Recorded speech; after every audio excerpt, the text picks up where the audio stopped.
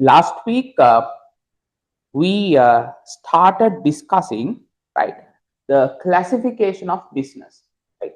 Last week we started discussing the classification of business, right? So let me open up the notepad also, right? Okay, right? So we started discussing the classification of business. Under the classification of business, I told you, right? I told you we are going to classify business based on 5 parameters, right?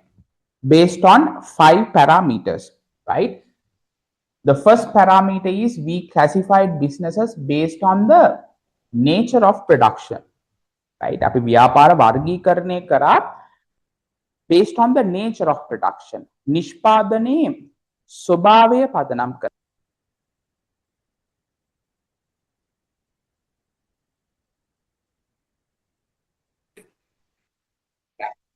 So we were discussing or we were classifying businesses based on the nature of production.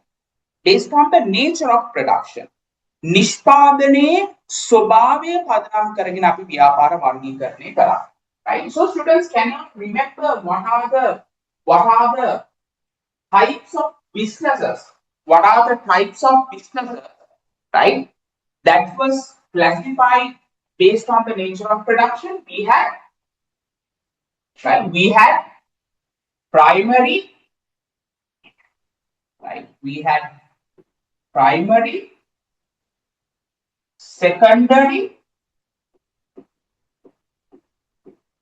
and tertiary businesses, right? Primary, secondary, and tertiary business organizations, right? Based on the nature of production, right? So what is primary? What is business organizations which are classified under the category of primary production? Right? Very simply, these are the business organizations that are extracting the natural resources in its own format, right? So activities that are into agriculture, fishing, right, mining, right, quarrying, forestry, all those things are coming under primary production. Then what is secondary production, right? What is secondary production? Secondary production means, right, using the raw materials which is obtained from the primary production, and then you are converting them into finished goods.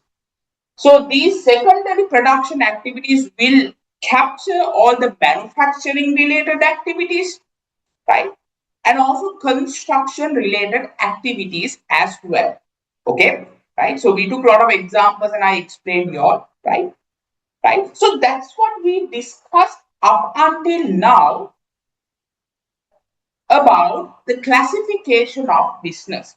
About the classification of business. This is a small summarization of what we discussed last week. Okay.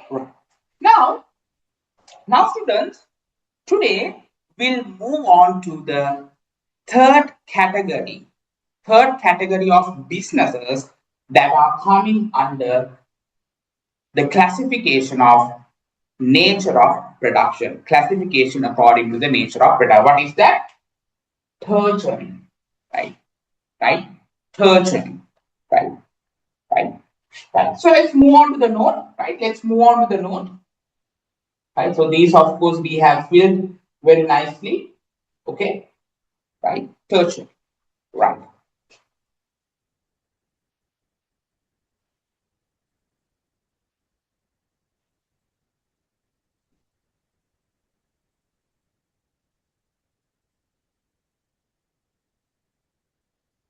Right.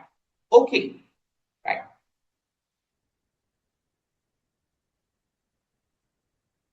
So what is tertiary production?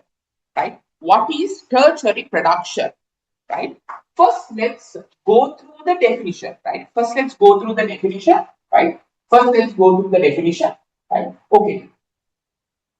Businesses, right? Businesses which provide services to consumers. and other businesses. Very important. The businesses who are providing services, right? The businesses who are providing services, right? Now, before, when we were discussing about primary production and secondary production, students, right? The businesses that are in those categories, they never provided a service, right? They were simply into extracting natural resources, right? Right, extracting natural resources, right? Or else those resources are being put to a manufacturing process, right? Manufacturing process and converted into a finished good, like tea. No, you plug the tea leaves through a process. You convert tea leaves into tea powder. Right? Or else there were business organizations who were into construction. No, building structures, right? Building structures like buildings, apartments, no bridges, construction activities, right? So all those business organizations were into primary and secondary. But now we are going to talk about businesses who are providing services, right? Who are providing services, right? For providing services, right? So any business organization which is providing services either to consumers or to any other business activities, right? Services could be provided to consumers like us, right? Or else those types of services could be provided to different business organizations also. All those businesses who are providing services are captured under tertiary production. Under tertiary production, right? So students, I will make your life easy. Okay, I will make your life easy. I will give you a list of activities or a list of business organizations who will be captured under tertiary production. Then your life is going to be easy, right? Okay, so I have given you some bullet points, so we'll fill it. Okay, we'll fill it. Okay, right. So as of now, did you all understand the concept, students? As of now, can I get a thumbs up, right?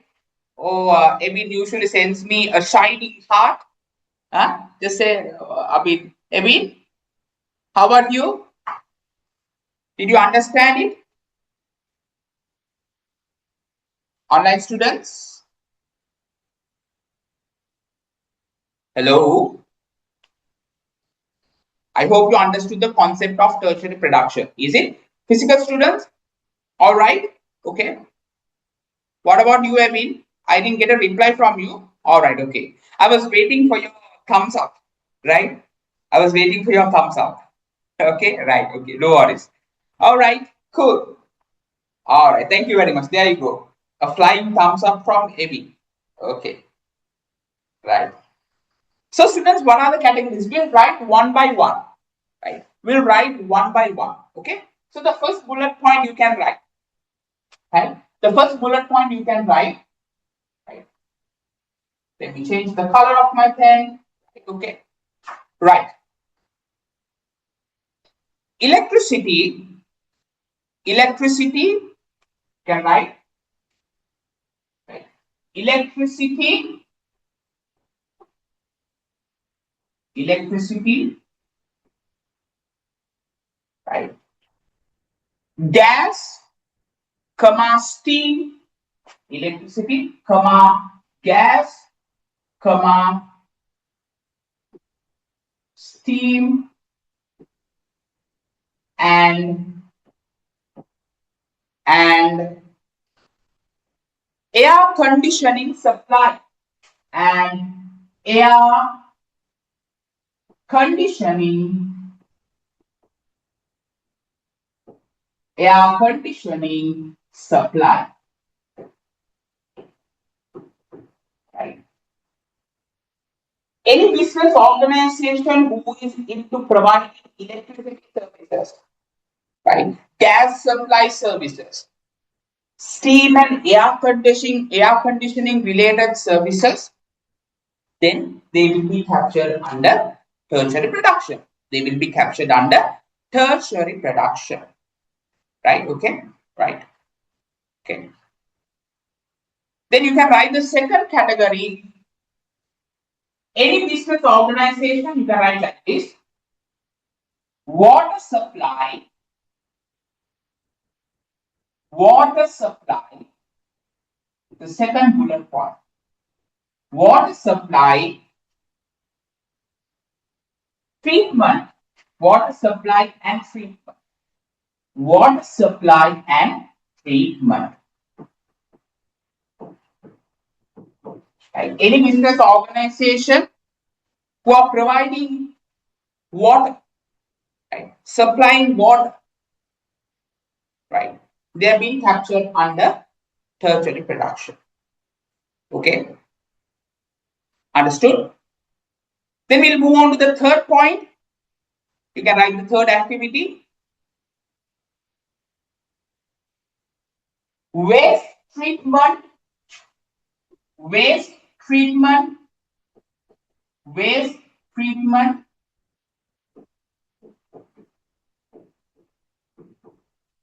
waste treatment and disposal activities. And disposal activities. Waste treatment and disposal activities. And you see there are some organizations, right, who are collecting waste, no? Who are collecting waste, right? Who are providing cleaning services. All those are captured under this category, under tertiary production. Okay. Then you can write the fourth point, wholesale and retail trade. Wholesale and retail trade. Retail trade.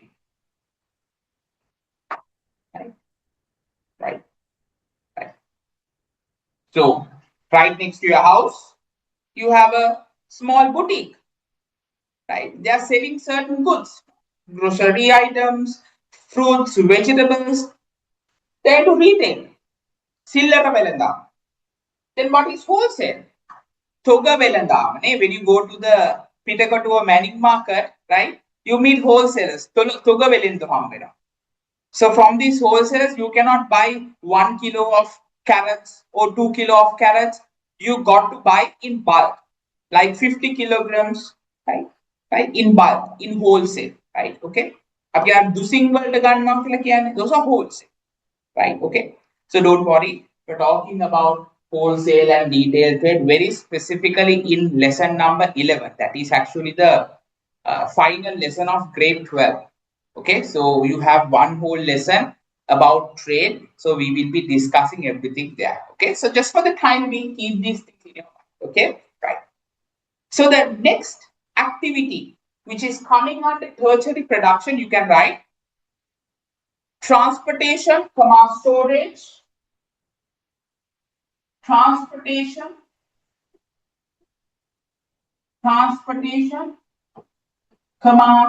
storage,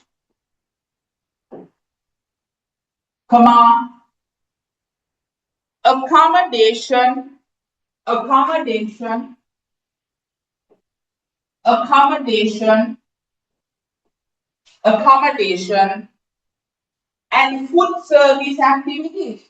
And food service activities.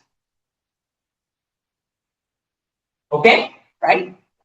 Right. So for this category, we have a lot of business organizations, no, right, who are into providing transportation services like these taxi services, no, right? Okay, right. Who are providing storage services, accommodations like hotels, right? Guest houses, no, accommodation services. Then you have food service activities. Oh, there's a lot, right? Right. Like restaurants, no, right? Restaurants, right? Then you can write this next activity which is coming under tertiary production. You can write information and communication. information, and communication.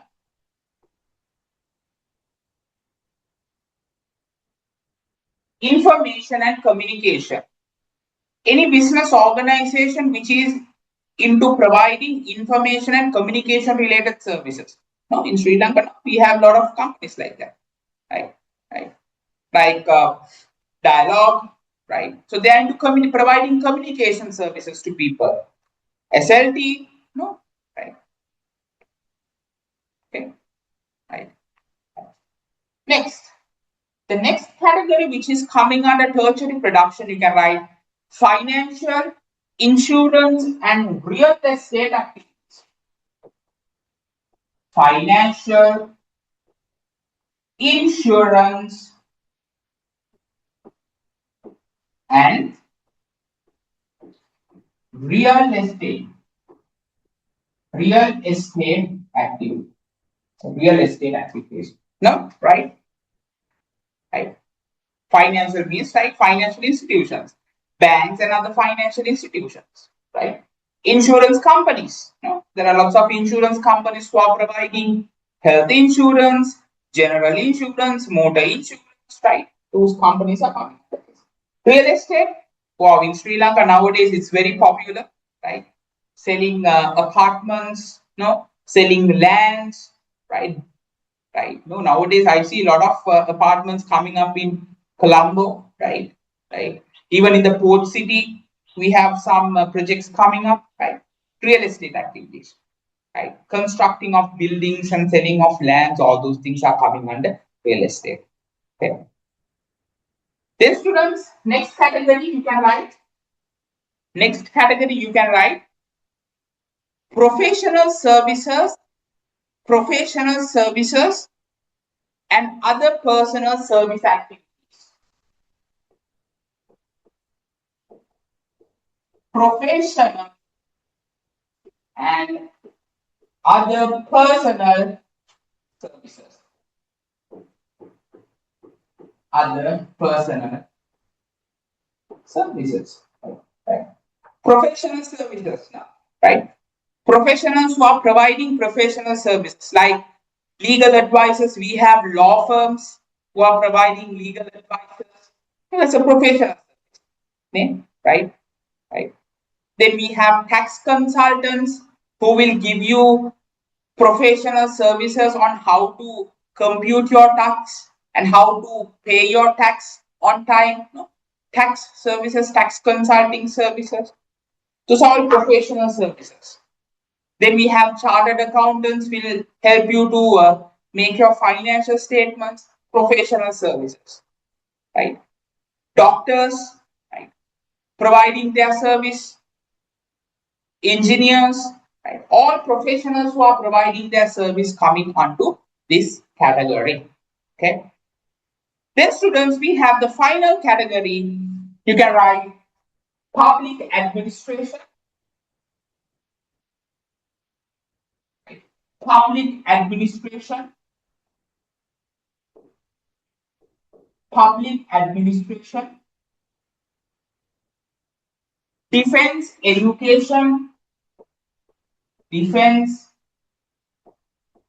education. Defense education. Health and social work. Health and social work. Social work. Right. So there are business organizations who are providing these activities. Defense services, no, security firms, no. We have security firms who are providing security services, right? Then education, right? Higher education institutes, campuses, they're providing education services.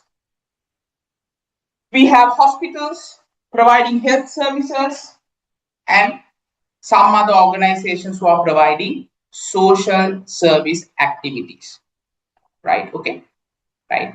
So students, this list, right? The list which I have given you 9 categories of activities which are connected to tertiary production. Now, students, the speciality is if you look at all of these categories, they are not into manufacturing something, right? Or they are not into extracting resources, or they are not into construction, right? They're only providing the service, right? They're providing the service. So that's why we have the word called all service related activities. You look at all these things are services which is provided either to consumers like us or else to different types of business organizations. Different types of business organizations, right? Understood? Right? Did you all understand the concept, students? Right? Now, students, what I would suggest is this part is very important, right? That's why I wanted y'all to fill it with me, because students sometimes in your examination they give a scenario. Right? They give a scenario which is relevant to a particular business, a particular economic activity, and then they will ask you to categorize it or classify the businesses based on the nature of production. Either the scenario or the economic activity is coming under primary activity or secondary or tertiary. Right? Right. So if you are being given a scenario which is coming under these categories, then you should be able to classify it under tertiary. That's why I gave these 9 points to you to note it down in your examination or before you go to the examination. Don't by heart these things, but keep them in your mind. But it's very simple. Any service can be categorized under tertiary production. Any service. Okay? Any service. Understood? Right. Okay. So, students, before we take things forward, just take around 1 or 2 minutes and reconcile what we discussed just now. And then, if you have any questions, please do let me know. After that, we can take things forward. Go ahead. Any question that you have regarding what we learned now? Physical students, is everything okay? All right, okay. What about online students? Evin? All clear, right? Okay. Thank you very much, Evin. Right, fine, good, right. So, students, just now we completed how to classify businesses based on the nature of production, right? Based on the nature of production. If we go up to the tree diagram, right? Okay, right? So we classify businesses based on the nature of production, right? According to the nature of production, we have primary, secondary, and then tertiary, right? Right. So, students, very specifically, we are actually classifying the economic activity of that business. Okay, economic activity, the activity that it does by a particular business onto these categories, right? Okay, fine. All right. Now, students, will move on to the second classification of how to classify businesses based on the economic activity that they follow, right? Based on the economic activity that they follow, based on the production sector, right? Based on the production sector or the source of production, based on the production sector or the source of production, right? Right? Very important, right? This is also very important, right? The classification is not what do you call lengthy as the nature of production, but this is the second way of classifying the economic activities of a business organization based on the production sector, right? Or we can call it as the source of production, right? Okay. So we'll go to the note. In that also we have three categories, right? So we'll go to the note and see.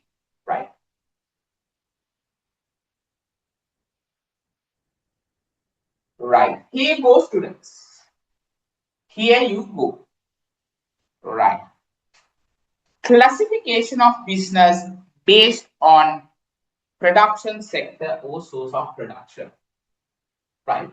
Now, students, according to this classification, right, we have three categories of businesses, right? We have three categories of businesses who are following based on the economic activities, right? Right, right. Three categories, I will put it as three categories of economic activities, right? If a business is doing that economic activity, then they will be captured under this category, okay? So the first activity, right, is into agriculture, forestry, and fishing. Right? Is into agriculture, forestry, and fishing. Can you see? Right? Agriculture, forestry, and fishing. Any business organization who are following any of these economic activities which is captured under this category, then they will be those business organizations will be put into this category, right? Okay, right? Those who are doing agriculture activities, can you see growing of cereal, right? Growing of rice, growing of vegetables, those are agriculture. Then you have forestry, forestry and lodging, right? Right. Right. Then you have fishing, right? Marine fishing, marine aquaculture, right? Freshwater fishing, freshwater aquaculture, right? Right. So can you see if any business organization are coming up to any of these or coming under any of these economic activities, they will be captured under agriculture, forestry, and fishing. Agriculture, forestry, and fishing. Okay, right? So we are looking at the sector, right? Right. Based on what you do, what is the sector that you will be put into? What is the industry that you will be put into? Something like that. Okay, right? Right. Then students, according to the classification of production, the second category is classified as industries, right? Industries, right? Classified as industries, right? So if you go up and see, right, right, industries, right? You have to keep these names in your mind, right? Don't mix it with primary production, right? Okay, don't mix it with primary production, okay? Right? Primary, secondary, tertiary, that is into nature of production. This is separate, different. Don't mix the names, okay?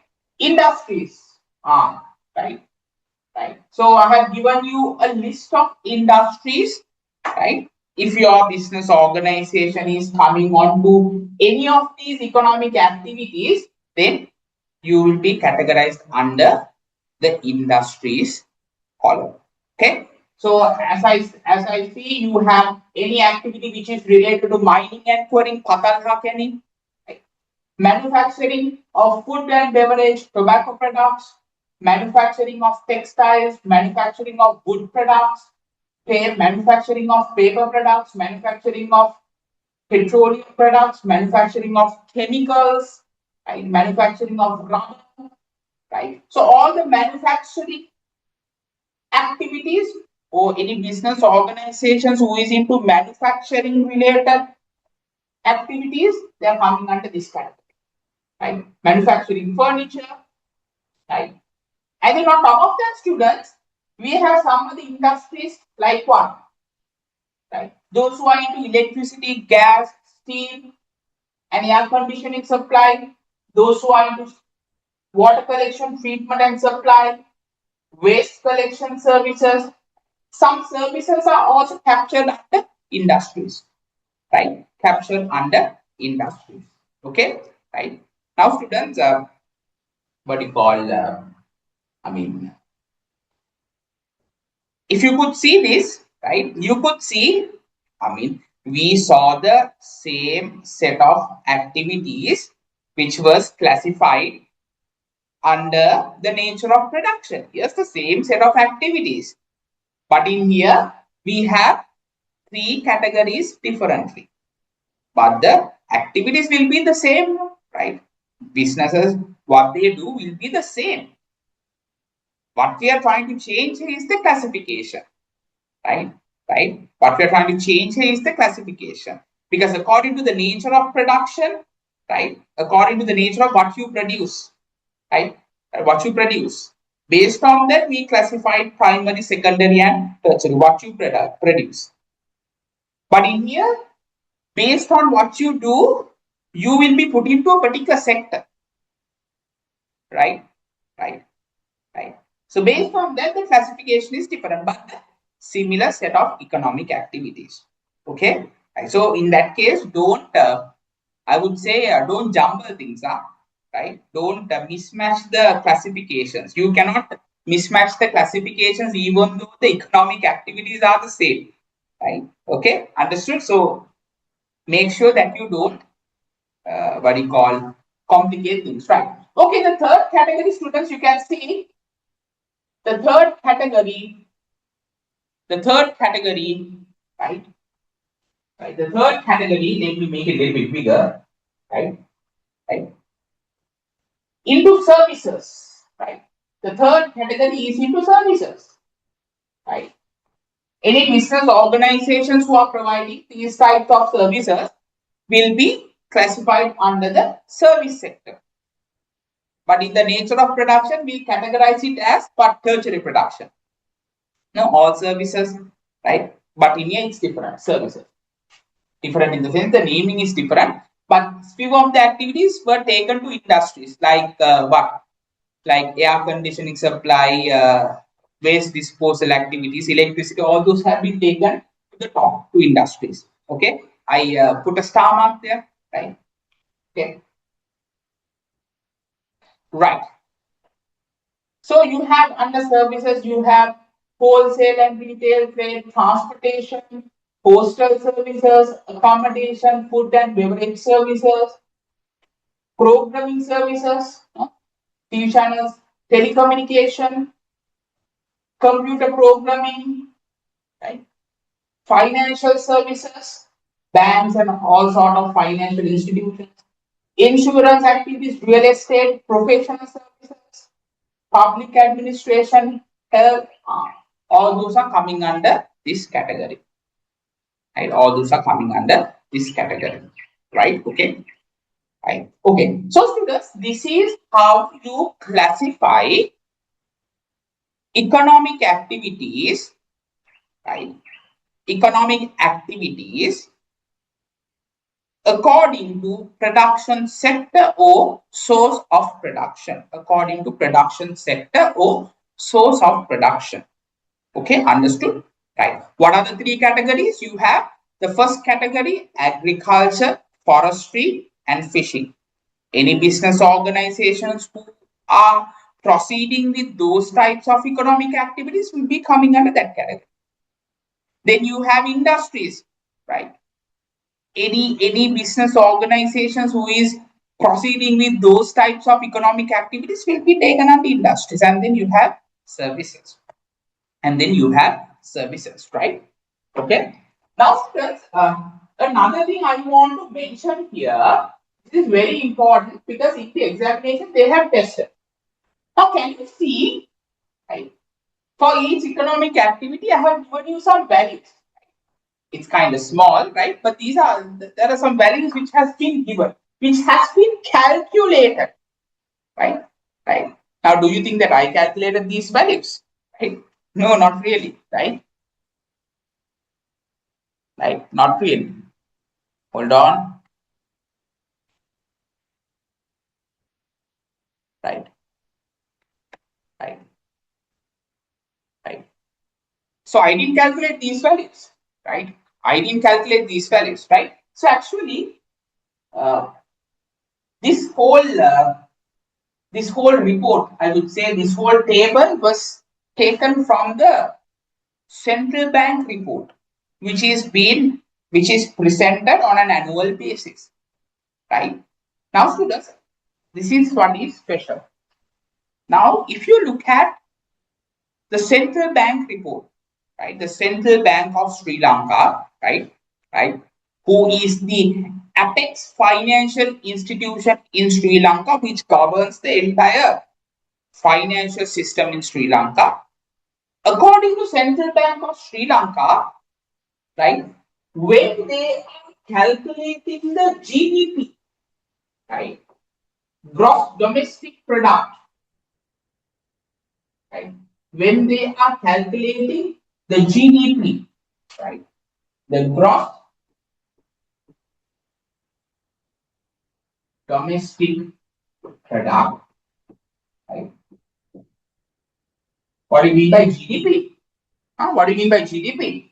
Very simply, GDP captures the amount of value which is created,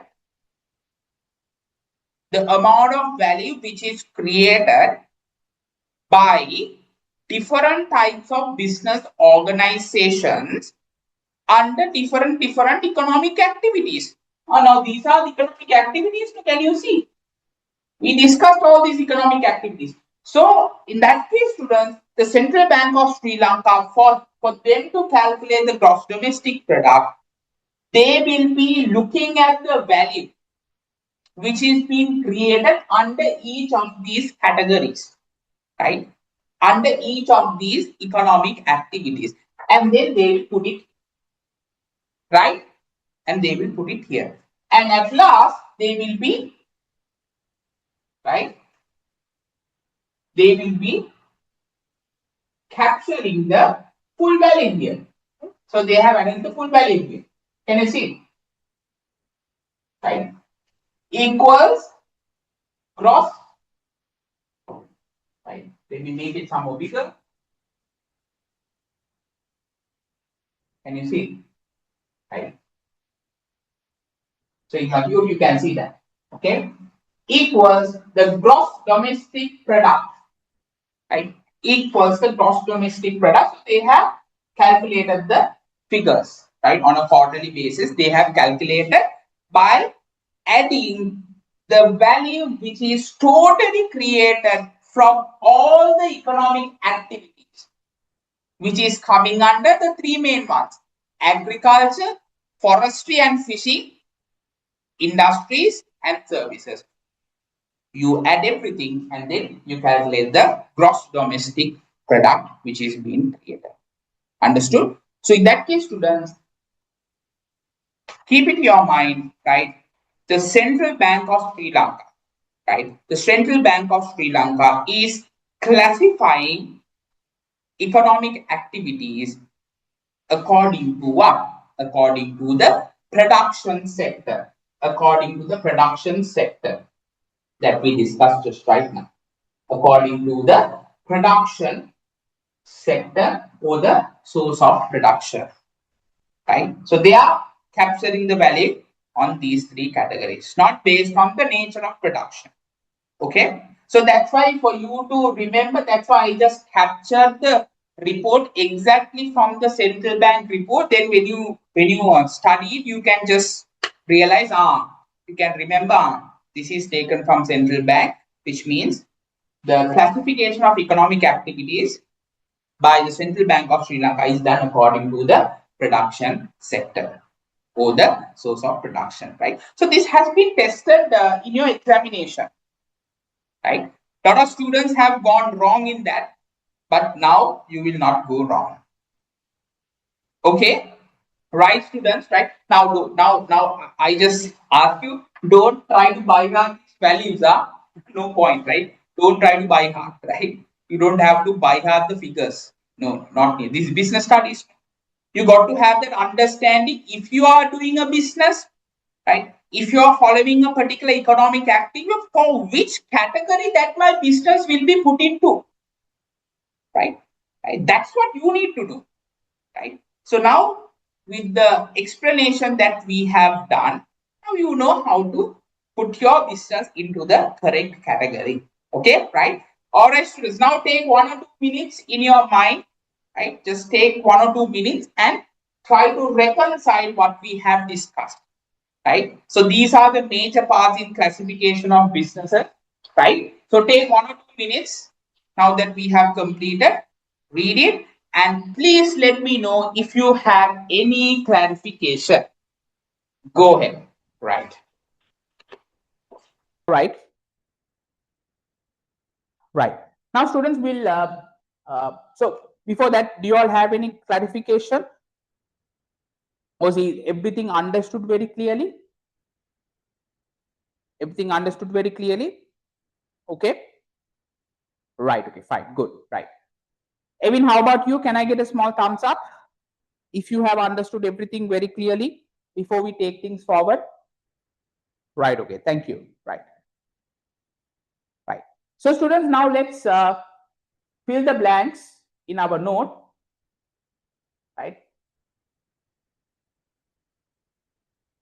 Right. We'll fill the blanks in our note. Right. Go to the tree diagram. Here you have to fill the 3 categories. What are the 3 categories according to production sector or the source of production? Right.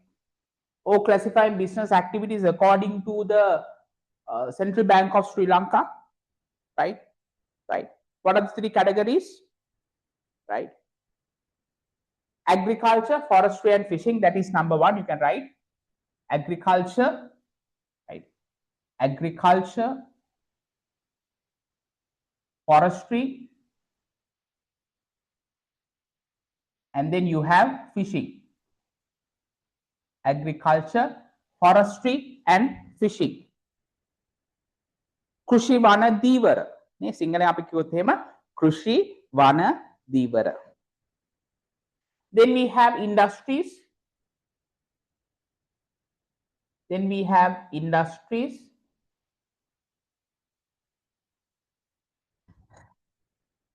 And then we have services. Then we have services. Right. Okay. Right. So this actually, this tree diagram, students, will act as a small mind map. Right. Small mind map for classification of businesses. So before you study the main contents, you just have a look on this classification. Right. Right. This small mind map of classifications. Right. Then you can have a nice view about what you are going to learn under classification of business. All right. Understood? Right. Okay, good. Right. Now, the major parts are over when it comes to classification of business. The major parts are over. Right. In here, I want to mention one small thing. Right. Even though you have lots of economic activities, all activities are the same. Right. All activities are the same. It's just a matter of change in the classification. Right. Right. Change in the classification. Understood? Change in the classification. Right. So in that case, what do you call? Have a rough understanding of the economic activities. Then, if you have these main classifications in your mind, you'll be able to match them into the corresponding classification. Understood? Right. Okay. Good. Right. Now, students, now we'll classify businesses based on the 3rd category. Right. Now we'll classify businesses based on the 3rd category. Right. So we'll go to the note. Hold on.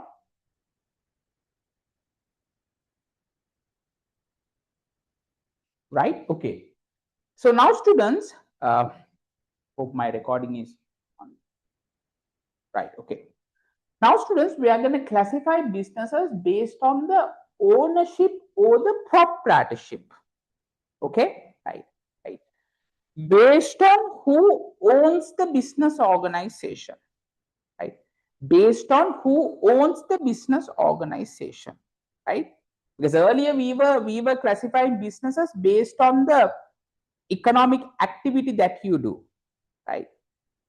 What sort of a production that you do. Right. That was the main consideration. Now we are classifying businesses based on the ownership. Who owns the business? ව්‍යාපාරයේ අයිතිය පදනම් කරගෙන තමයි අපි business classify කරන්න යන්නේ. Very simple. There are only 2 types of ownerships. right? The first type is actually the private sector, right? Private sector, private sector, right? If a private individual, right, doing a business organization, then that will be captured as a private sector business organization. In here, a private individual will invest money to the organization, right? Invest assets to the organization and start the business and continue it. Right? So we have lots of private business organizations in Sri Lanka. Right? We have John Keel's Holdings, right? Haley's, right? Right? Right?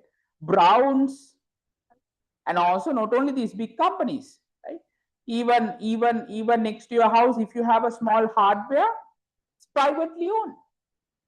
Right? You have a small boutique, it's privately owned because you invest the money and you start the business. Okay, right? Right? Private sector business organizations, right? Private sector business organization, right? Then students, the second category of classifying businesses based on the ownership or the proprietorship, the same word, right?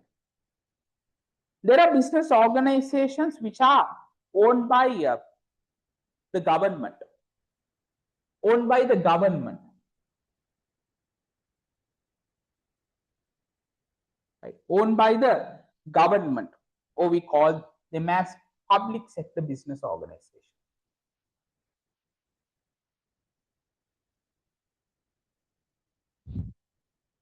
Right? There are business organizations which is owned by the government as well. Okay, right? Which means the government or a particular institution of the government is allocating money and doing the business, right?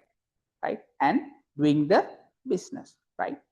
Right? So those are business organizations which are coming under the government. So we can call them as public sector business organizations, right? Public sector business organizations, right? So give me some examples. What do you all know? Give me some examples for public sector business organizations. So I'm giving you some certain things to think. Tell me, right? What are the different types of public sector business organizations that are in Sri Lanka?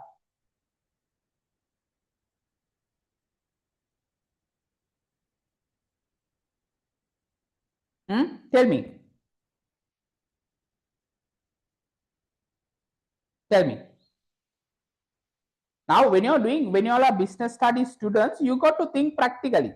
These are practical things, right? Right? These are practical things.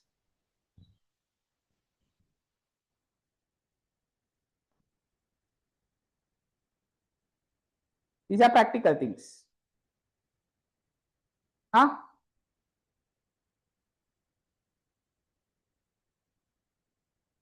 Right? What do you think? What do you think? Ah, yes. Very good.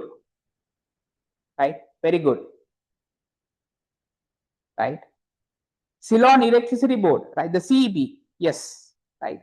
Owned by the government, right? Okay, owned by the government. Very good, Evin. Very good answer. What else? Online students, what can you say? Ah, yes. Right. Ceylon Petroleum Corporation. No? Ceylon Petroleum Corporation, right? So nowadays we see what do you call the name of Ceylon Petroleum Corporation very often on headlines, news headlines and all, right? Due to the what do you call the price increments of fuel and all, right? Yeah, Ceylon Petroleum Corporation owned by the government, right? Owned by the government, right? Right. What else we have? Right. Right. There are certain banks which is owned by the government, no? Like the Regional Development Bank, right? Is owned by the government, right? Okay. Right. Then Bank of Ceylon, right? Bank of Ceylon, yes, right? owned by the government, right? Okay. National Savings Bank, right? So likewise, students, we have yes, some students telling Sri Lankan Airlines, yes, yes, Sri Lankan Airlines, yes, right. So likewise, students, you all know the answers, right? Right. So we have some other answers. Let's see. Online students, right? Okay, all good, right? So students, likewise, we have businesses conducted by the government as well, right? Okay. So anyway, don't worry. This category, right? The businesses which are coming under the private sector and the businesses which are coming under the government sector or the public sector will be fully discussed in lesson number 4. Will be fully discussed in lesson number 4, business organization. It's a very lengthy lesson where we will be capturing different types, right? Different types of business organizations coming under the private sector category and the public sector category. So today we just gave some examples on the surface, no? Right? But we are going to go deeper and see there are certain sub classifications. All those things we will be learning in lesson number 4. Okay, right? So for the time being, just keep these examples to your mind, right? Okay, students. Now we'll move on to classifying businesses according to the next category. What's that? Right? Very popular. Classifying businesses based on the motive or the goal, right? Okay, right?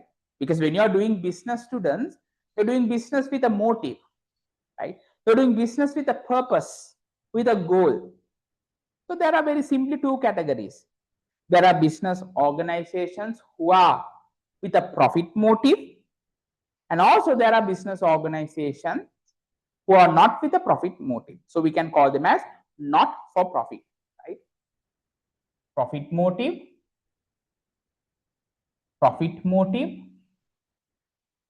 and then we have not for profit, not for profit motive, not for profit, right? ලාභ පදනම් කරගත් ව්‍යාපාර, ලාභ පදනම් කර නොගත් ව්‍යාපාර. Okay, right? So most of the what you call profit motive businesses, of course, you know, right? If you even do a small restaurant, you are with a profit motive, right? If you open up an education institute, you are with a profit motive. So not for profit motive businesses are also there, students. Like we have certain clubs, societies that are there, right? Clubs and societies.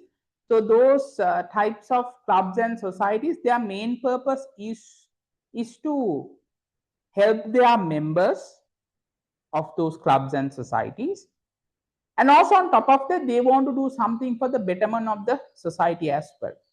Okay, right? So their main focus is social welfare, member welfare, something like that. Okay, those are not for profit, right? So mostly if you look at these not for profit business organizations, you might be thinking, so in that case, if these not for profit business organizations are not earning any profits, how are they surviving? How are they surviving? Right? So there are different things that they do for them to what you call find money. So the first thing is they survive through membership fee, right? The people who are members in those clubs and societies, they will have to annually pay some amount of money for them to keep their membership active. So that is one of the main money generation for these not-for-profit business organizations. And also, students, if you look at these not-for-profit business organizations, they are being funded by certain sponsors, right? Right, certain sponsors will fund them, right? Okay, right. And sometimes these not-for-profit organizations will organize certain events, right? Certain events, right? So people who are participating for the event can pay a ticket fee or registration fee. From that they collect money, right? It's in fundraising events, right? They do all these things, right? So that's how they survive, right? So don't worry, we are anyway discussing all these things in lesson number 4. Okay, right? Okay, students, now we'll move on to the final category of business organizations, right? We are classifying businesses based on the scale, based on the scale, right? We are classifying businesses based on the scale, or we can call it as the size, right? ව්‍යාපාරයේ විශාලත්වය පදනම් කරගෙන, right? ව්‍යාපාරයේ ප්‍රමාණය පදනම් කරගෙන අපි ඒක වර්ගීකරණය කරනවා. So you have two categories very simply, small and medium.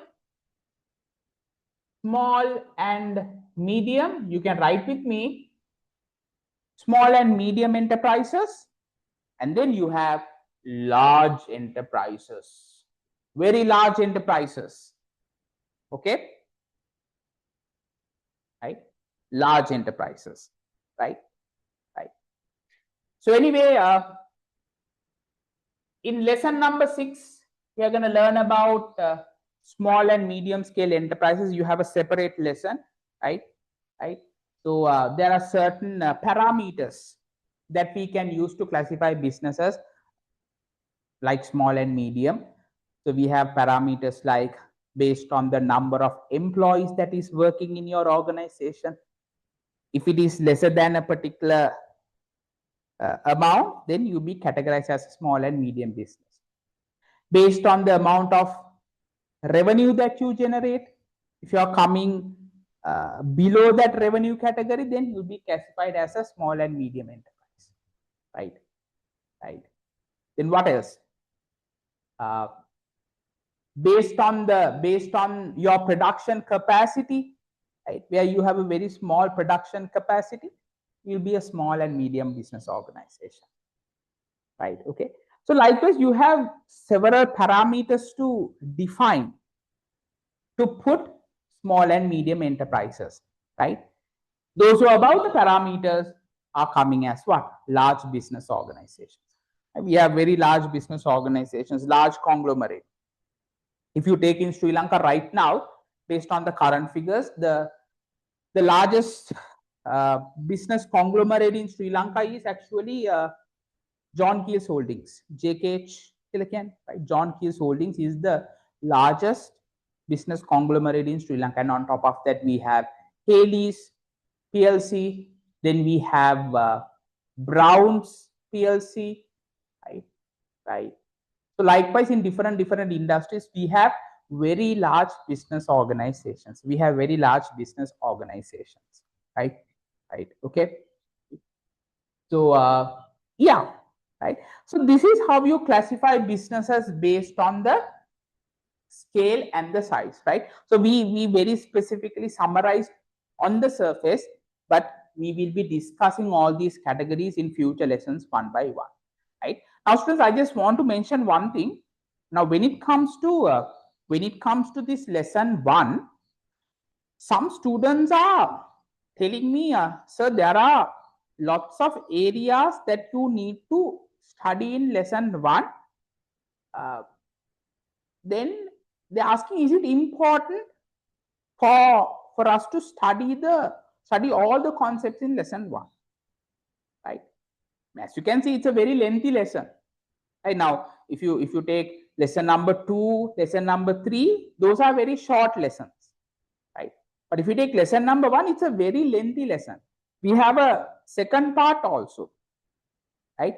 But of course, as of now, we have completed closer to, I would say, 80% of lesson 1 is over, right? Okay, right?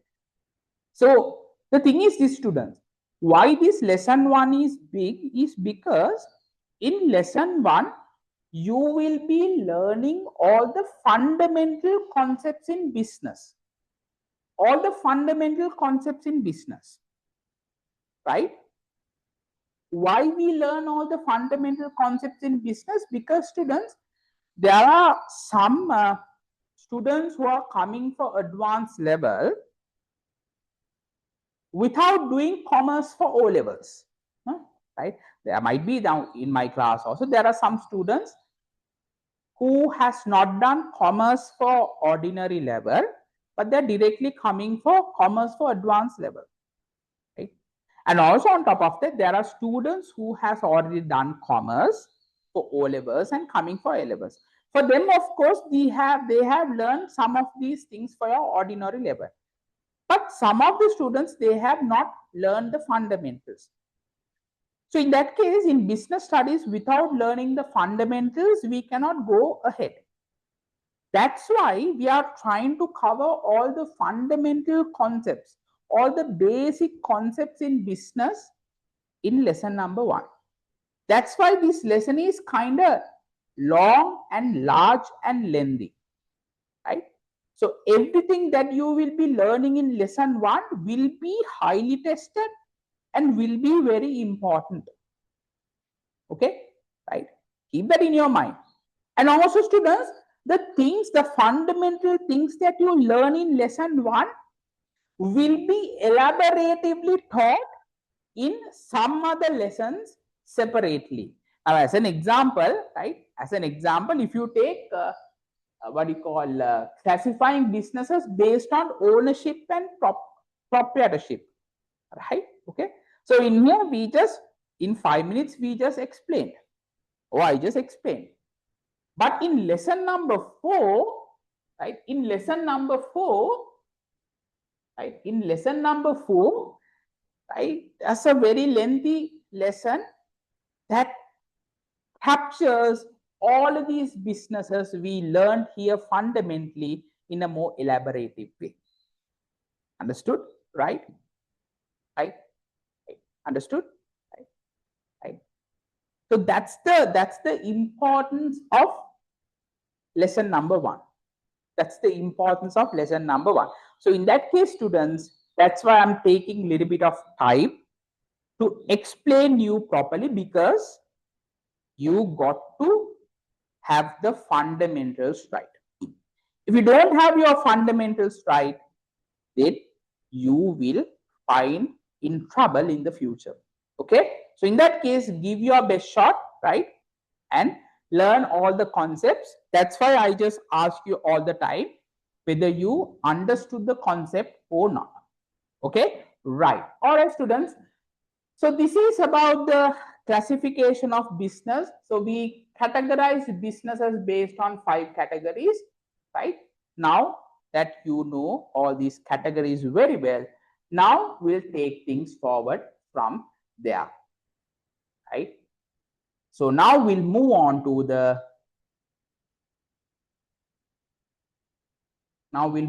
this part. Okay, right. Let me make it a little bit smaller. Right. Okay.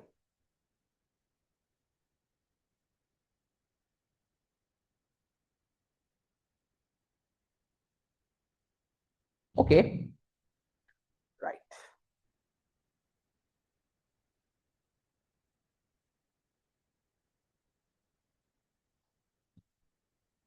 Right. Okay.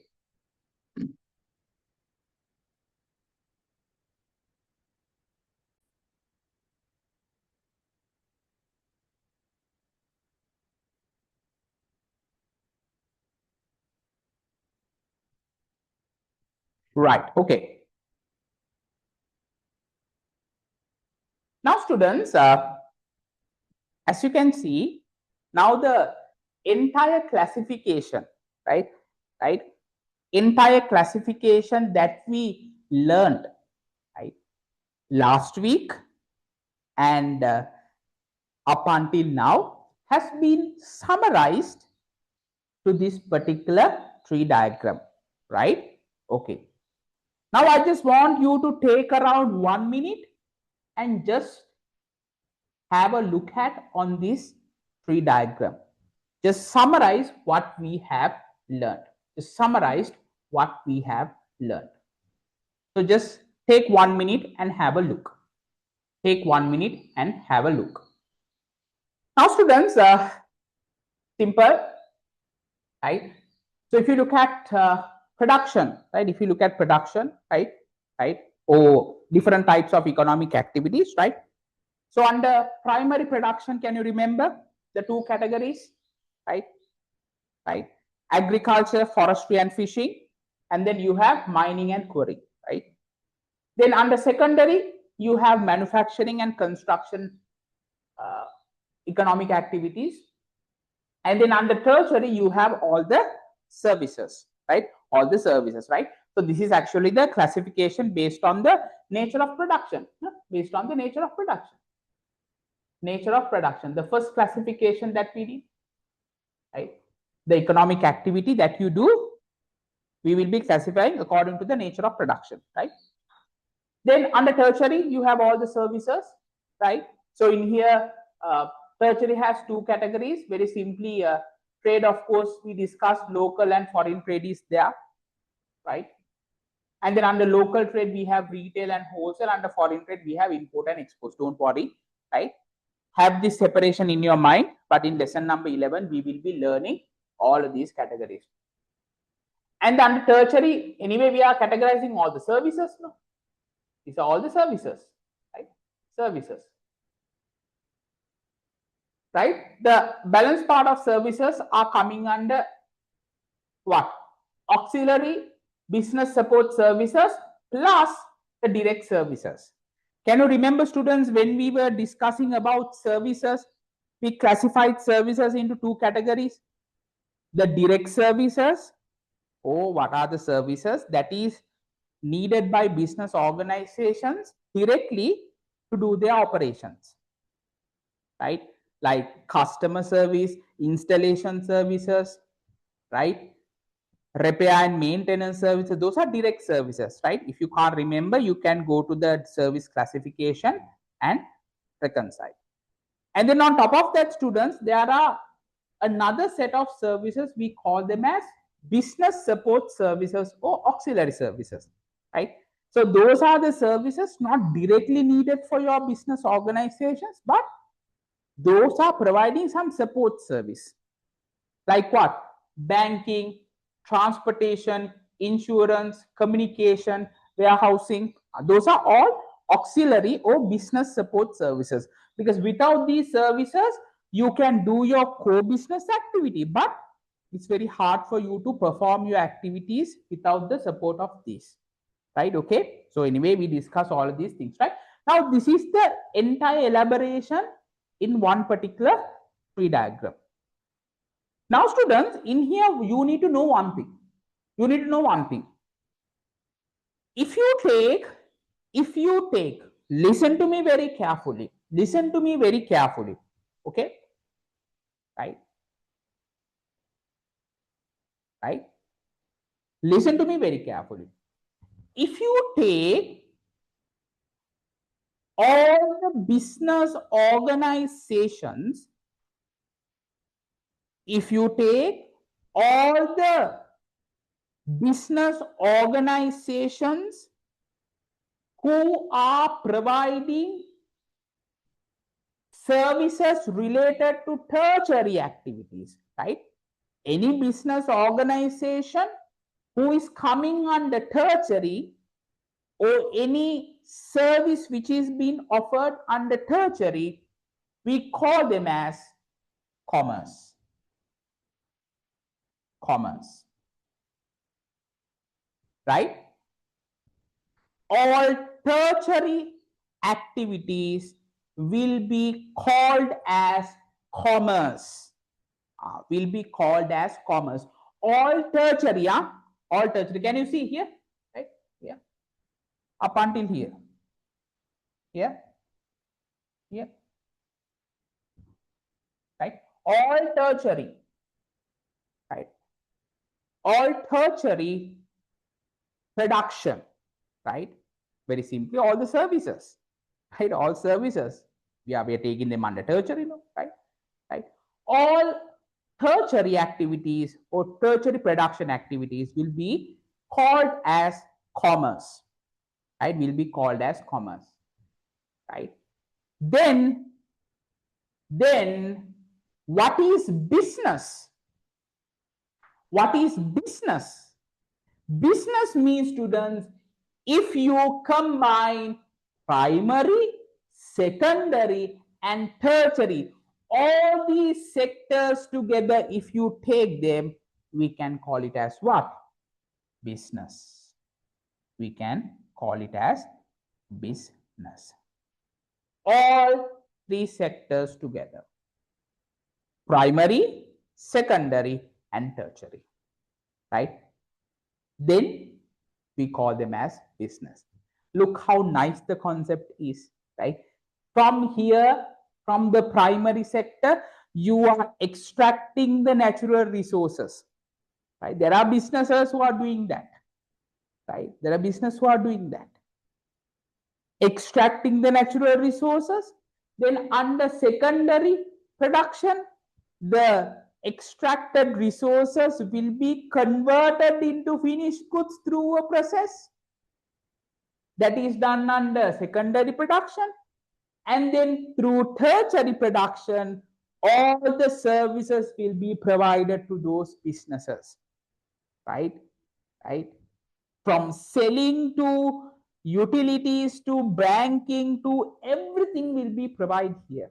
So if you combine all of them together, then we can call all of them as business. As business. Look how nice the concept is. If you take this out, if you take the tertiary part out, you won't be able to fulfill your activities of your business, right? So every sector matters there, right? Right? Okay. So now this is one of the parts which will be highly tested in your exam. For your MCQs, highly tested, they will ask, what is commerce? They will ask, what is business?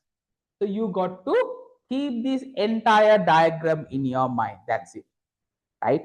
So in your teacher's guide, this was given through a paragraph, but I converted that paragraph into a tree diagram so that you can understand it very clearly. Okay, right? So students, just fill the blanks, take 1 minute, reconcile, and after that we'll move on to the final part of this lesson. I mean, of lesson number 1, part 1, the input output process. Go ahead quickly. You have filled it. We'll move on to the next part, right? So you can read this, right? Right. So this is what I explained.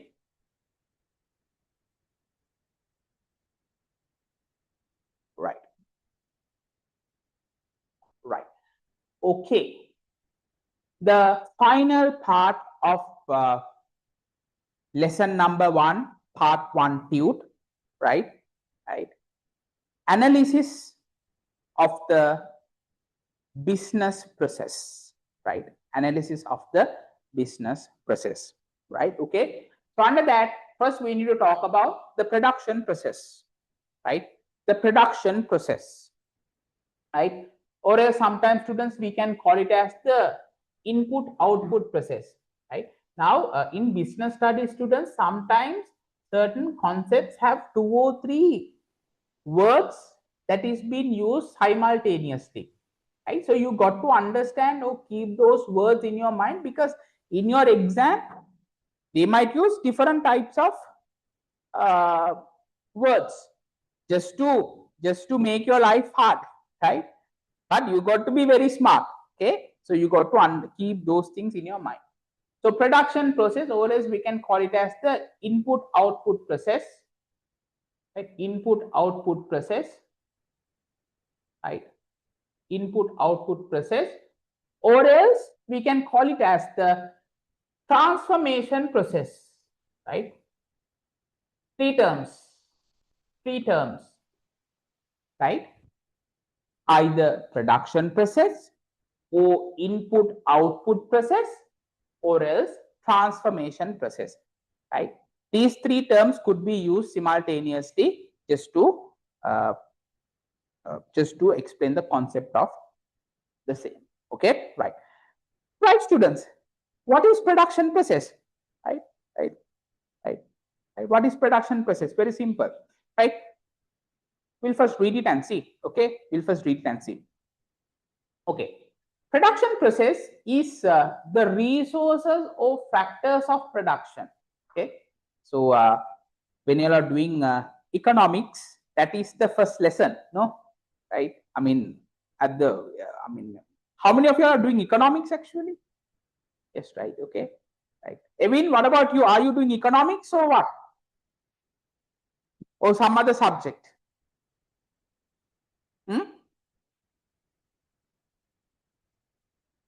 Ihedu?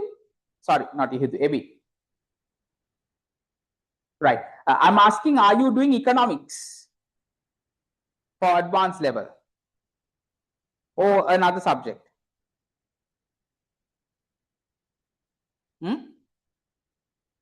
Right. Okay, fine. Okay, good. Anyways, in economics, you will learn about resources. Sampat, that's the first lesson. Right? Or the factors of production. Right? So you learn about these resources, different types of resources and the concept related to it. Anyways, the resources or factors of production are called as inputs. Right? Inputs here. Inputs. Right? Or resources. Right? So students, these inputs or resources, right, or else we can call them as the factors of production, right? Factors of production, right? Any name, right? Inputs or resources or factors of production, right, will be put into a process. Will be put into a process. Right? Will be put into a process. All these inputs and resources, right, we will be putting them into a process, right? Then through that process, right, you make changes to the initial phase of these resources, you make changes, right, and then you convert these resources or the inputs or factors of production, or you add value to these factors of production and convert them into outputs, final outputs, right? So this is called what? The input output process or transformation process, how inputs are being transformed into final or finished goods, which are goods and services. Through an operational process, right? Operational process means it's a step-by-step process. All of these inputs are converted into finished goods, which we call them as the output or the goods and services. The products. What we learned, yeah.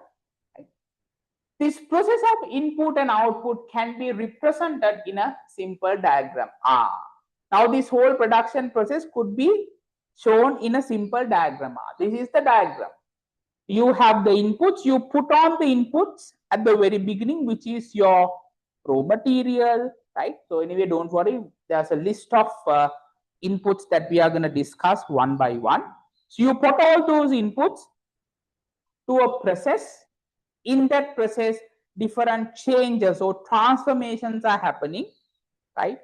Value is added to these resources and then converted them into finished goods. Right? Okay. So according to this input-output process, right, we'll first try to discuss about the inputs, and then we'll discuss about the processes or different business functions that is involved in processing these resources, and then you have the output. So we'll take one by one of this process. We'll first talk about what? Inputs. Right. Okay. Right. Inputs, or we can call it as what? Inputs or factors of production or resources. Okay, right? We'll take them one by one. Okay, right? Let's read. The resources used by any business for production of goods and services are known as factors of production. Right? One main important fact about these resources is, students, these resources are scarce. හිඟයි කියලා කියනවානේ. අපේ මේ environment එකේ තියෙන resources හිඟයි. right? Most of the resources, we don't have them in unlimited supply. After some point, it will be over, right? A very good example is the crude oil that we have, no, right? Right? They will not be there up until the end of this world. At one point, the crude oil reserves will be over. So scarce, right? These resources are scarce. Hingai, hinga kama. Hingai kila kina. Hingai, hinga kama. Right? Okay. Right. So this is the fundamental concept in economics. We start from here. Right. In the first lesson, we say the economic resources are scarce. Right. So the main economic problem is the scarcity of resources. That's where we start economics in advanced level. I still can remember. Okay. I still can remember. The main economic problem is the scarcity of resources. Right. Because people have unlimited wants, but we have only limited set of resources that could be used to settle these unlimited wants. That's where the main economic problem occurs. Right? The resources are scarce, no? Then how can we satisfy all the unlimited wants? Right? You can't. That's a problem, right? So that goes into economics then. Okay, so we'll stop from there, right? Anyways, so in that case, since the resources are scarce, students, it is very important for us to use these resources efficiently, which means you have to use these resources without wasting them. Using resources efficiently means what? Using the resources, right, without wasting them.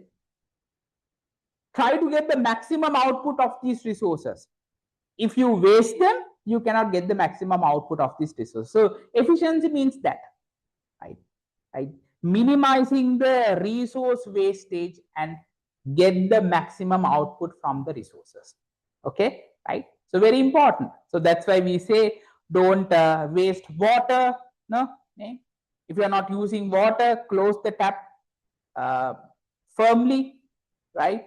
Right, right, right, right. If you are having food, only serve yourself with the amount that is enough for you. ගොඩක් බෙදා ගන්න එපා අපරාධ ඊට පස්සේ අපි විසික් කරනවා.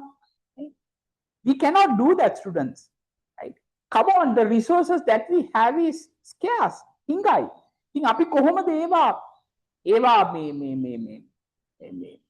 we cannot what do you call waste them. අපි ඒවා unnecessary විදිහට waste කරොත් එහෙම the problem. If you have all these resources unlimited, then that's fine, that's okay.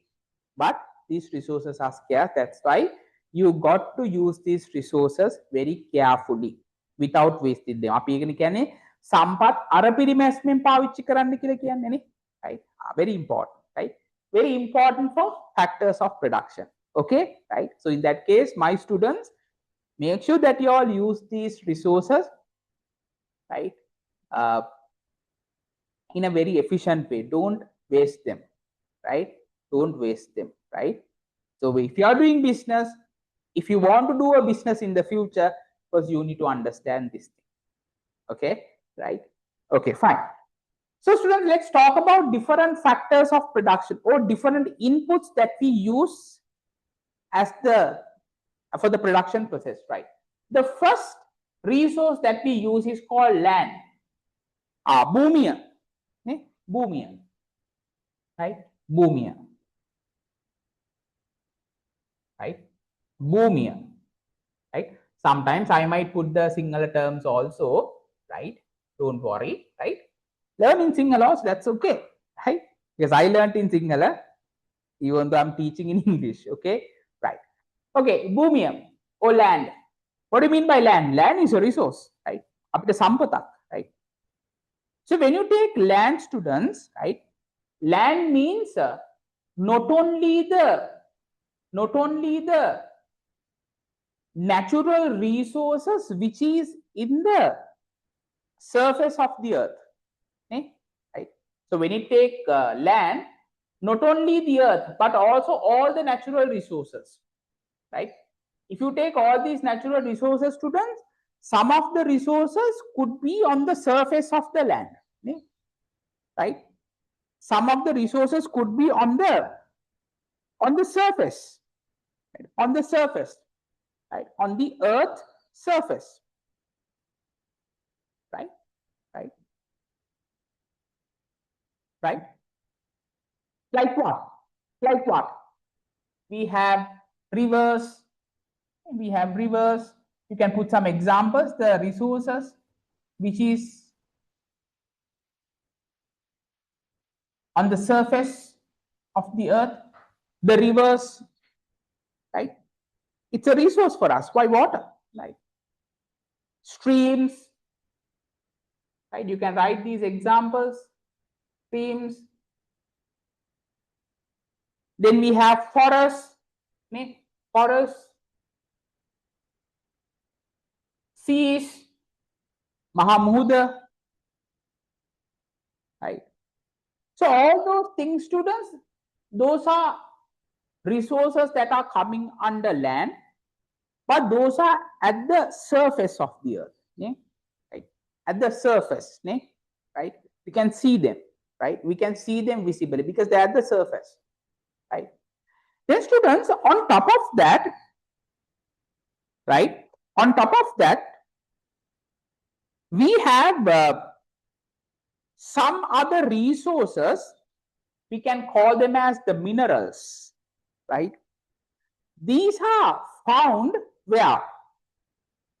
Beneath the earth surface. Beneath the earth surface. Some resources are on the surface. Some are under the surface or beneath the earth's surface. Those are called what? The minerals, right? Where you have to mine and dig the surface and then you have to get them out. Like what? What are the examples? What are the examples? We have coal, very important, right? Coal, Gallanguru, right? Coal is very important for what? To generate electricity, right? To generate electricity and fuel. And nowadays in Sri Lanka, I mean, there's a huge transformation which is happening because all this time we have been generating electricity through coal, right? Majority of the electricity was generated through coal, right?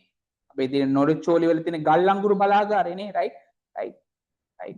So there's a process, you convert them and then you create electricity out of it, right? Electricity and fuel, right? Fuel, most of the time fuel, right? Right? But now if you take fuel, it's very expensive, right? It's very expensive, right? So in that case, now Sri Lanka is what do you call trying to generate electricity through renewable energy sources like wind, water, right? Wind, water, and what do you call wind, water, and the sun, right? Right.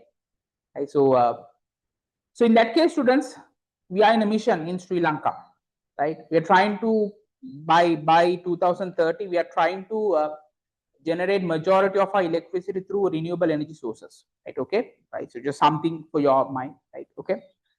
And what else? What are the other examples? We have gold. Gold, right? We have to dig, right? We have to dig and get the gold out. If you go to African countries, you could visit to these gold mines, right? There are inactive gold mines in Africa because Africa was a country who has been involved in a lot of mining of gold. They have a lot of gold mines, mostly in African countries, right? South Africa, right? If you go to those countries, you can see gold mines, right? Then what else, students? What else? Copper, right? Copper, right? Copper. It's another important mineral that we need, that we use for electric wires and all. Copper, right? Then graphite. Graphite is also another mineral, Graphite, right? What do we do with graphite, right? We use a lot of graphite for batteries, no? Right? Battery hadan use kono graphite, okay? Right? Then what? Limestones, right? For cement production, no? Right?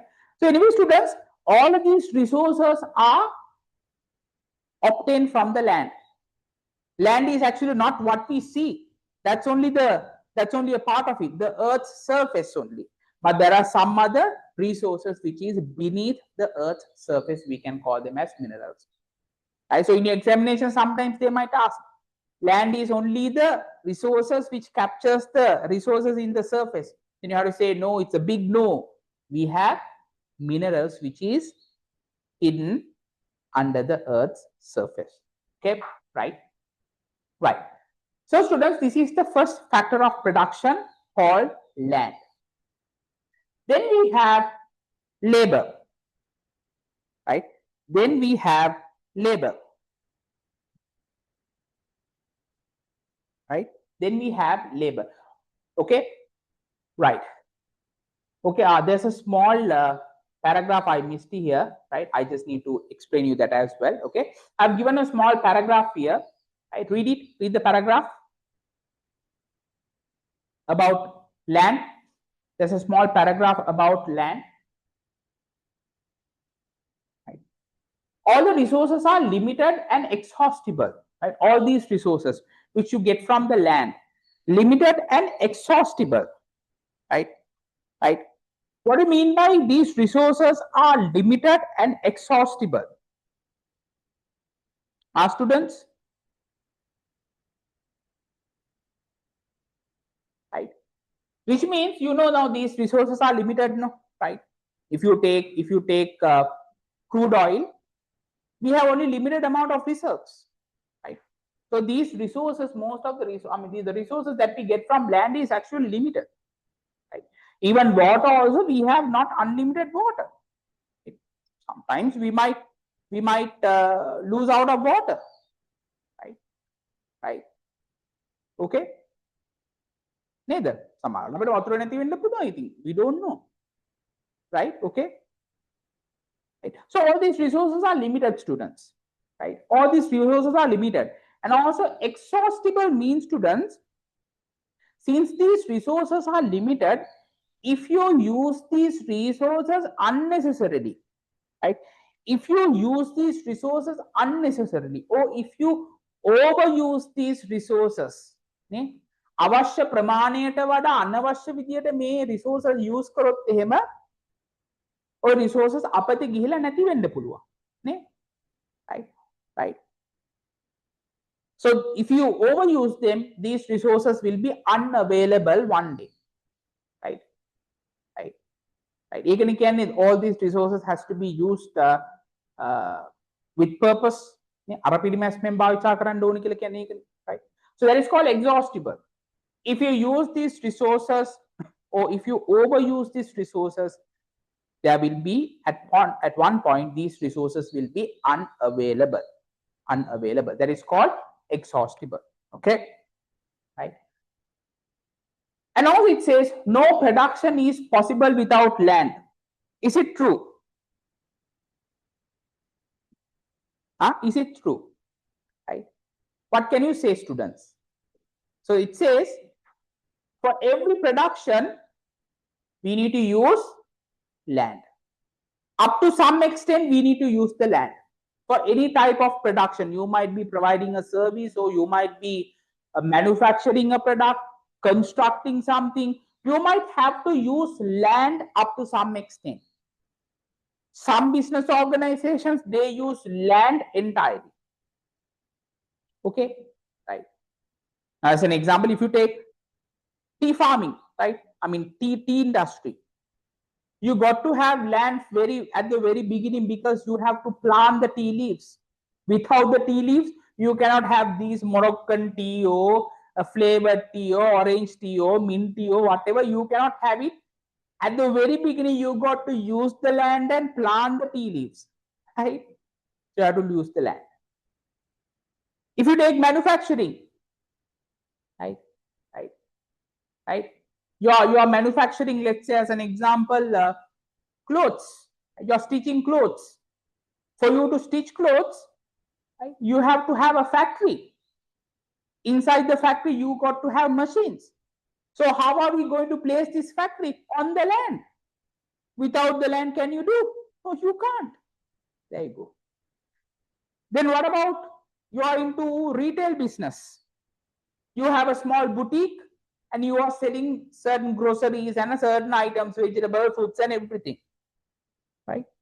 For you to have your grocery shop, you should have a land. Okay, right? Then you are into, let's say, transportation, building what you call roads, highways, bridges. You got to have land. Right? Right? So now, students, can you see any business organization, or you might be providing a service, or you might be offering a, you might be manufacturing a product, constructing something. Land is used. Land is used up to a particular extent. That's why it says no production is possible without land. Without land, no production. Understood? And every economic activity requires land resources in some degree, right? So we need to use the resources which is given by the land, right, free of charge, right? We are getting these resources from the land free of charge, right? And that's the problem. We as human beings, right, if you get resources, right, or if you get something, right, if you get something without something free of charge, we as human beings, if we get something free of charge, right, we don't add much value to it, no.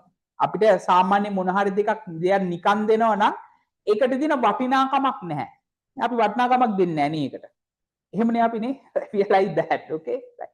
So anyway, if you look at the land, all these resources are given free of charge by the land. So we don't give more value to the land. That's why we pollute the land. Right? We put garbage everywhere. Right? We cut trees as we want. Right? Right? We put plastic into oceans.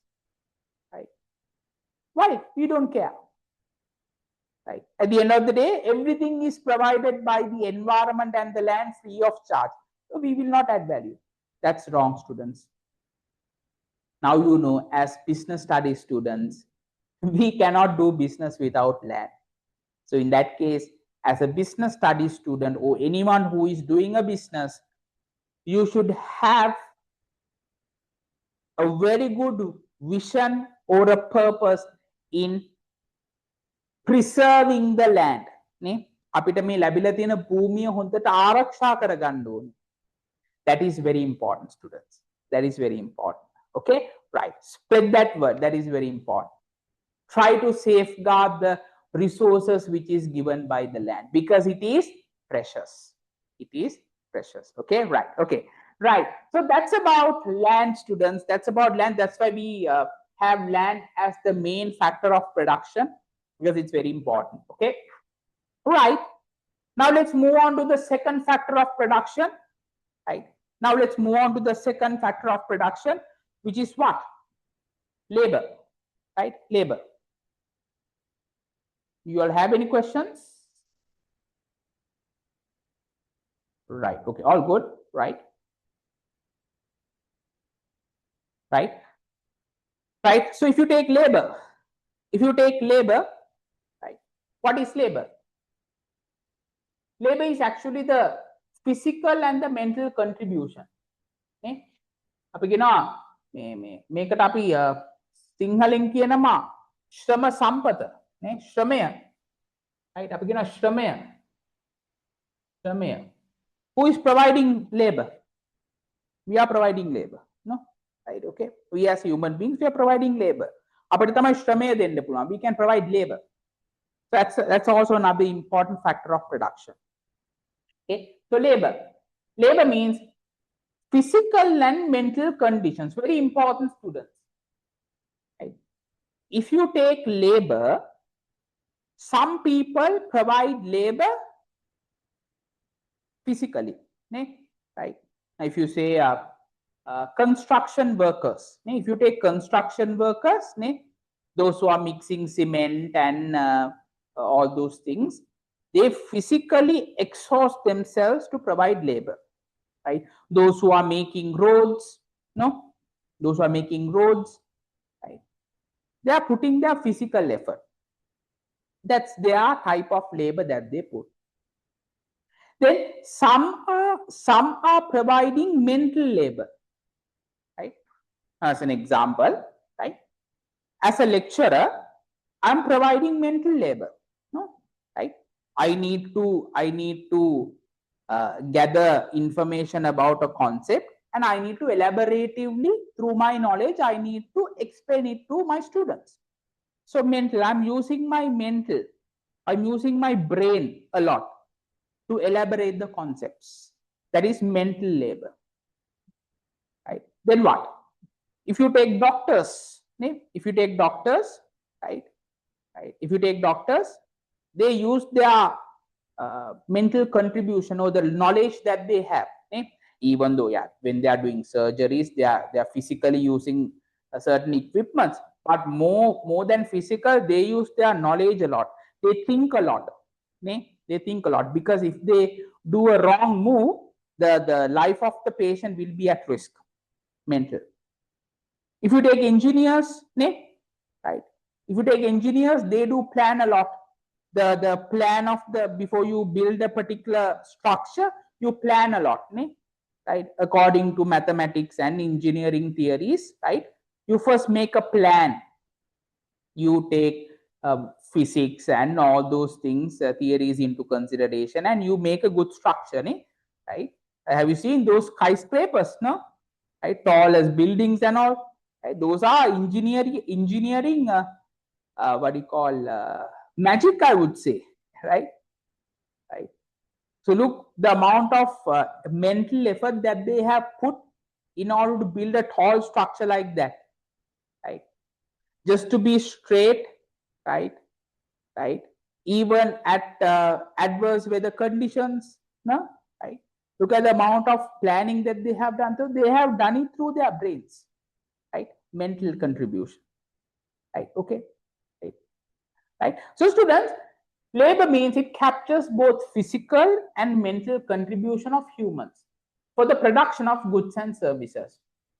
So for the physical and the mental contribution, you will be given a reward, right? You will be given a reward. What do you call that reward, students? Right? No one is providing their labor free of charge, right? So you will be given a pay. You will be given a pay. The reward for labor is pay. The reward for labor is pay, right? So students, when it comes to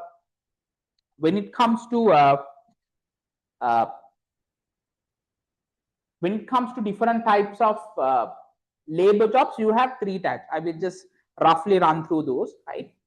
So the first type of labor is called unskilled or semi-skilled labor, which means these are the jobs that does not require special training, right? There are certain job, students, you don't have to have special training. Anyone can do it, right?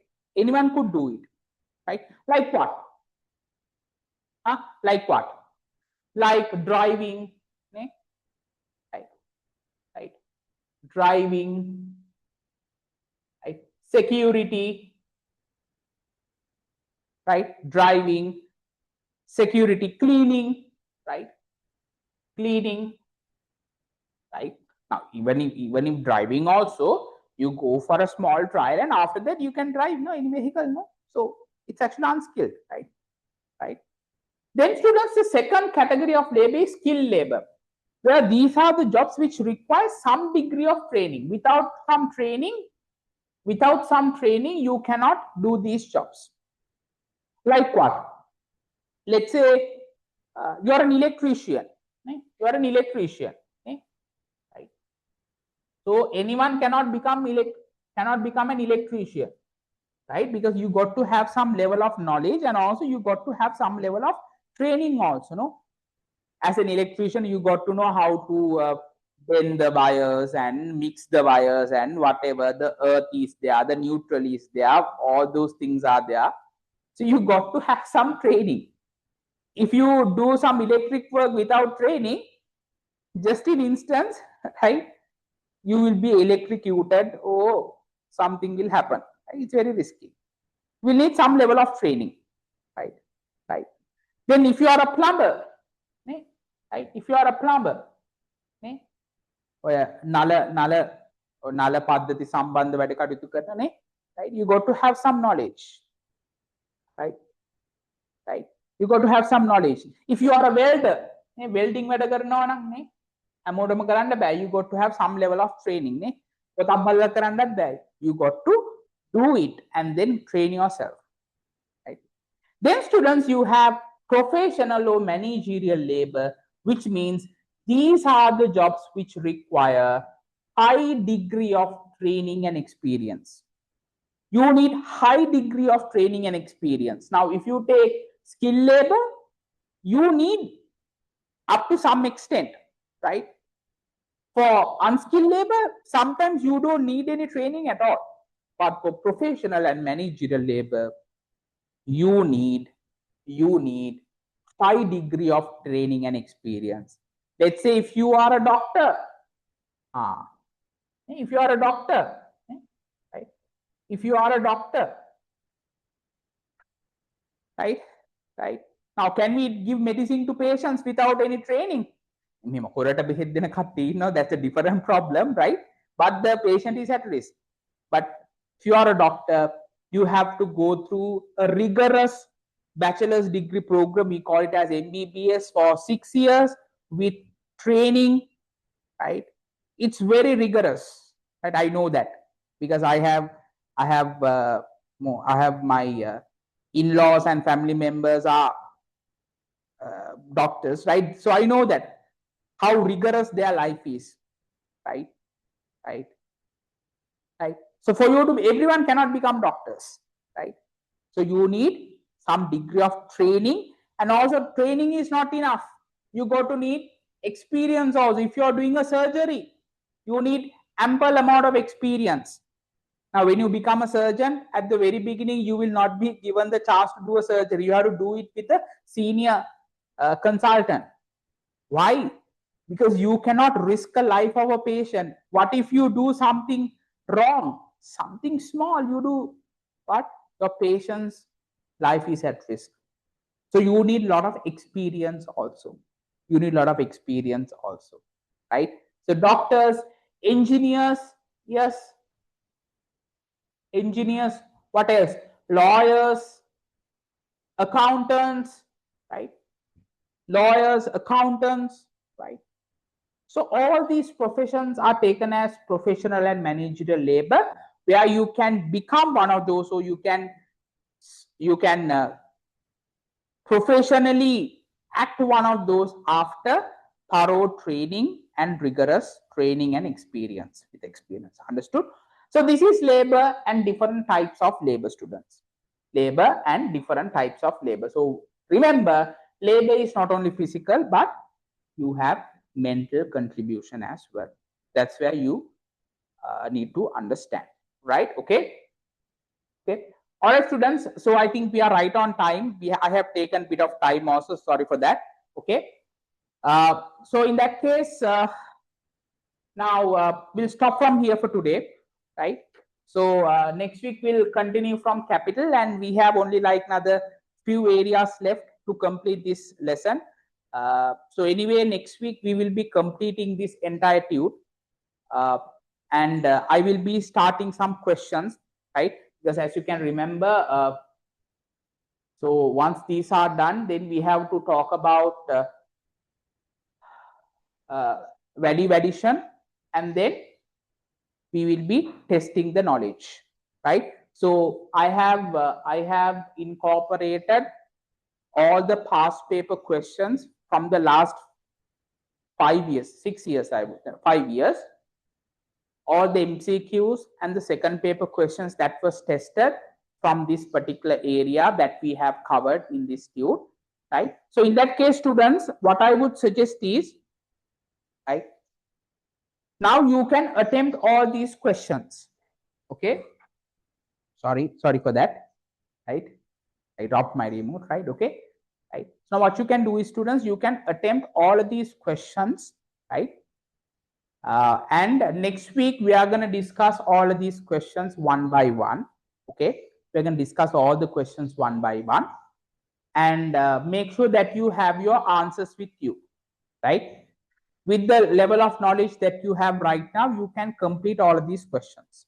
Okay, from 2025 to 2020, you have all the MCQs and second paper questions. Have some draft answers. Don't write the answers in the tute. Have a separate paper. Then while we are discussing the questions, you can justify the answers, right? I will give you the actual exam required answers just for your knowledge. Okay, right? So in that case, students, we'll stop from here, right? Next week, we'll start from capital. We'll finish off the theory part, and then we'll attempt all of these questions. So this will be helpful for your term test questions as well.